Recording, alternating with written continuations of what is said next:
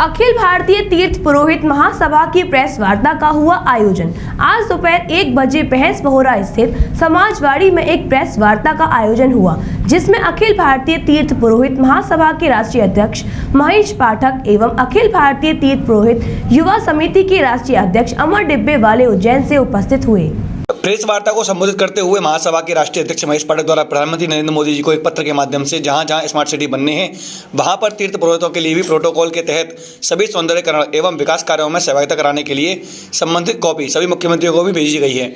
वहीं उपस्थित राष्ट्रीय अध्यक्ष ने कहा कि अगर सरकार ने तीर्थ पुरोहितों और ब्राह्मणों को उत्पीड़न बंद नहीं किया तो उनके हितों की रक्षा के लिए तीर्थ पुरोहित जंतर मंतर पर क्रमिक अनशन करने के लिए बाध्य होंगे और उस क्रमिक अनशन में प्रत्येक तीर्थ से प्रतिदिन 21 तीर्थ पुरोहित क्रमिक अनशन करेंगे। वहीं उपस्थित राष्ट्रीय युवा अध्यक्ष अमर डिब्बे वाले ने अपनी कार्यकारिणी की घोषणा की और उस कार्यकारिणी में 6 उपाध्यक्ष, 4 मंत्री, 4 संगठन मंत्री, 4 प्रचार मंत्री एवं 20 कार्यकारिणी सदस्य बनाए गए हैं। मथुरा से विनोद चतुर्वेदी को मंत्री एवं मथुरा से ही अनिल चतुर्वेदी पम्पम, वृंदावन से सुमित गौतम, पवन गौतम, प्रेम वल्लभ शर्मा व महावन से रोहित दीक्षित को कार्यकारी सदस्य बनाया गया। इसके उपरांत पत्रकार वार्ता में नए अध्यक्ष द्वारा कहा गया कि युवाओं और बुजुर्गों दोनों के सहयोग से तीर्थ पुरोहित और तीर्थों के हितों की रक्षा की जाएगी और संगठन को मजबूती मिले इसके लिए कार्य किया जाएगा। पत्रकार वार्ता में संजय चतुर्वेदी एल्पाइन, कमल चतुर्वेदी मौला, गोपाल, अनुराग, राधा वल्लभ, विजय, मिक्की, विपुल आदि लोग उपस्थित रहे, जिन्होंने नवीन पदाधिकारियों का दुपट्टा पहनाकर सम्मान किया। ये जो सरकार की मंशा के अनुरूप है कि विद्युत शवदाह गृह में संस्कार किया जाएगा, हम इसका पुरजोर विरोध करेंगे, क्योंकि हमारे सनातन धर्म में जिस सनातन पद्धति के अनुसार सबका दाह किया जाता था और जो सब दाह की क्रियाएं हुआ करती थी, हम उसी की प्राथमिकता को लेकर चलेंगे और हम सरकार का इस बात का पुरजोर विरोध करेंगे। आज हमारे राष्ट्रीय युवा अध्यक्ष अमर डिब्बे वाले जी हमारे साथ में हैं, जिन्होंने आज अपनी कार्यकारिणी को यहाँ विस्तार दिया है। इसीलिए दिया है कि युवा जब आगे चलता है और जहाँ जो समस्याएं संघर्ष की होती हैं वो युवा ही काम करता है। महासभा हमारे ऊपर बैठी हुई है, जैसे दिशा निर्देश हमको देती रहेगी हम आगे करते रहेंगे। लेकिन मैं आपको एक बात और बता दूँ, अज्ञान तिमिरांधस्य ज्ञानांजन शलाखया, अज्ञान रूपी अंधकार को दूर करने के लिए पुरोहित जब ज्ञान की सलाखा यानी ज्ञान की सलाई लगाता है, तभी यात्री को या वो जजमान हो या शिष्य हो उसको प्रकाश दिखाई देता है। नहीं तो वो आता है अंधकार रूपी भंवर में भटक के और चला जाता है। जैसे हमारे राष्ट्रीय अध्यक्ष जी ने भी अभी कहा था कि लपके और पंडे भी बहुत हो गए हैं, वास्तविक पुरोहित से मिलने भी नहीं देते हैं। सरकार भी कहीं ना कहीं उनको संरक्षण प्रदान करती है या सरकार के अंग भी उसे संरक्षण प्रदान करते हैं। हो सकता है उनके निजी स्वार्थ हों या सुविधा शुल्क लेते हों या उनसे हफ्ता वसूली करते हों, लेकिन उसमें मरना पुरोहित का हो जाता है और यजमान का होता है। इन्हीं सारे मुद्दों को ध्यान में रखते हुए हमारे अध्यक्ष जी ने युवा विंग का गठन किया है और युवा विंग आप जानते हैं जिस ओर जवानी चलती है उस ओर जमाना चलता है। हर जगह संघर्ष करने को हमारे अध्यक्ष जी जहाँ भी चलेंगे पूरी टीम उनके साथ चलेगी। और उनके मकानों को तोड़ा जा रहा है। आप ज्वलंत में देख रहे हैं कि केदारनाथ, बद्रीनाथ, चारों धाम में लगातार संघर्ष जारी है। जैसे अभी आपने बनारस कॉरिडोर के नाम पर विस्तारीकरण देखा, तो हमने प्रधानमंत्री जी को एक पत्र भी लिखा है कि आप ऐसी कोई व्यवस्था करें कि हर स्टेट में अलग अलग तीर्थ पुरोहितों को संघर्ष न करना पड़े। तो जैसे कि आप शासन प्रशासन एक ऐसा रास्ता बनाता है कि वो वहाँ दर्शन कराते हैं, तो अखिल भारतीय तीर्थ पुरोहित महासभा को भी कॉन्फिडेंस में लेकर के आप तीर्थों का डेवलपमेंट तो करें पर्यटन के तौर पर, परंतु तीर्थ की भावना भी अगर उसमें रहे और दोनों मिलकर काम करें तो ये संघर्ष नहीं होगा।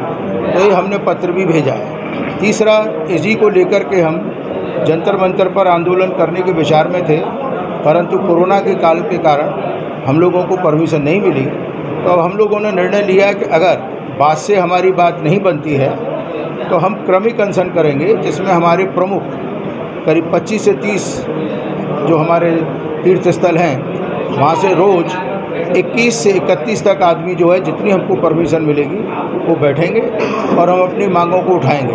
हमारी इच्छा थी किसी सदन के सत्र में ही हम ये क्रमिक अनशन करें, परंतु क्योंकि परमिशन हमको नहीं मिली, तो जब परमिशन हमको मिल जाएगी तो हम इसको करेंगे। तो हमारा सरकार से यही मानना है कि हट से तो कोई फ़ायदा नहीं, क्योंकि अब सभी तीर्थों को तीर्थ पुरोहितों के ही उससे कारण से डेवलपमेंट हुआ। आप पर्यटन को करें, परंतु अगर तीर्थ पुरोहितों को साथ में लेकर के डेवलपमेंट करेंगे तो तीर्थाटन की भावना के साथ साथ अगर पर्यटन डेवलप होगा तो मेरे ख्याल से संघर्ष टाला जा सकता है। जिस प्रकार की स्थितियां वर्तमान की सरकार के द्वारा चल रही है, उन सरकार के माध्यम से धार्मिक स्थलों की बात हम कहें, मंदिरों की हम बात करें, तीर्थ घाटों की हम बात करें, तो वहाँ पर जिस प्रकार के विकास कार्य किए जा रहे हैं वे ऐतिहासिक या पौराणिक मान्यता के हैं। लेकिन अज्ञान के बारे में हम बात करेंगे तो अज्ञान इस प्रकार का शासन के साथ में, अधिकारियों के साथ में आया है कि उनको ये पता नहीं होता है कि पौराणिक मान्यता वाले और महत्व वाले कौन से स्थान हैं, किन स्थानों को हमको विकास कार्य करना है, किन का जीर्णोद्धार करना है, और कौन से महत्व के स्थान को बाकायदा उसका एक प्रिम्बल शिलालेख तैयार करना है। हमारी सिर्फ एक बात आती है शासन से, प्रशासन से, राज्य शासन से और केंद्र शासन से कि ये सभी अधिकारी वर्ग बाकायदा तीर्थ पुरुष समाज से एक व्यवस्था बना करके चलें, एक संज्ञान लेकर के चलें, और हम सहभागिता देने को तैयार हैं।